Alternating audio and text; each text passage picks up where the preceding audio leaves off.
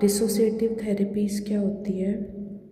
तो dissociative therapies trauma informed साइकोथेरेपीज़ होती है, क्योंकि जब डिसोसिएशन होता है तो कुछ ना कुछ ट्रिगर होता है, कुछ ना कुछ पीछे स्ट्रेसर होता है, कुछ ना कुछ ट्रॉमा की वजह से होता है, इसलिए ट्रॉमा इन्फॉर्म्ड साइकोथेरेपीज़ इसलिए इनको बोलते हैं। तो इनका मेन गोल क्या होता है? Integrating fragmented experiences. जैसे डिसोसिएशन में क्या होता है, एज की पर्सन की जो मेमोरी है, हम जब चलते हैं तो हम हमारी मेमोरी पास्ट की, प्रेजेंट की, साथ में हमारी आइडेंटिटी, हमारी बॉडी अवेयरनेस, सब कुछ इंटीग्रेटेड होता है। तो डिसोसिएशन में वो डिसइंटीग्रेटेड हो जाता है, फ्रेगमेंटेड हो जाता है। तो उसको ही इंटीग्रेट करना मेन गोल होता है डिसोसिएटिव थेरेपीज़ का। तो इसको हम ऐसे सोच सकते हैं कि डिसकनेक्शन हो जाता है डिसोसिएशन में, तो थेरेपीज़ में रिकनेक्ट करना होता है। तो कोर प्रिंसिपल्स क्या होते हैं डिसोसिएटिव थेरेपीज़ के? सबसे पहले तो स्टेबलाइजेशन करवानी होती है पेशेंट को। हमें एकदम से ट्रॉमा में नहीं एंटर करना, पेशेंट की जंप नहीं करना, क्योंकि उसके लिए बहुत ही ट्रॉमेटिक होता है वो। हमें उससे पहले पहले उसको ट्रस्ट उसका बिल्डअप करना होगा कि वो ट्रस्ट कर पाए साइकोलॉजिस्ट या साइकेट्रिस्ट पे।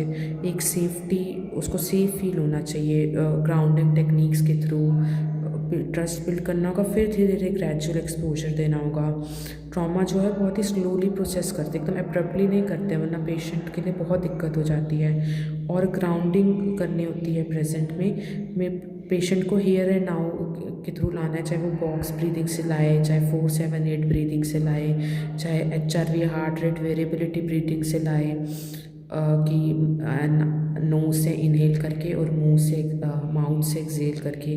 तो ग्राउंडिंग में लाना होता है और इंटीग्रेशन करनी होती है। इंटीग्रेशन उसके बाद जब वो प्रेजेंट में ग्राउंड हो जाए, फिर उसको इंटीग्रेट करना होता है कोहेरेंट आइडेंटिटी और उसकी मेमोरी कॉन्टिन्यूटी के साथ। तो ये इसके मेन प्रिंसिपल, कोर प्रिंसिपल्स है: stabilisation, gradual exposure, grounding in the present, integration. और ट्रॉमा में टाइप ऑफ डिसोसिएटिव थेरेपीज़ क्या होती है?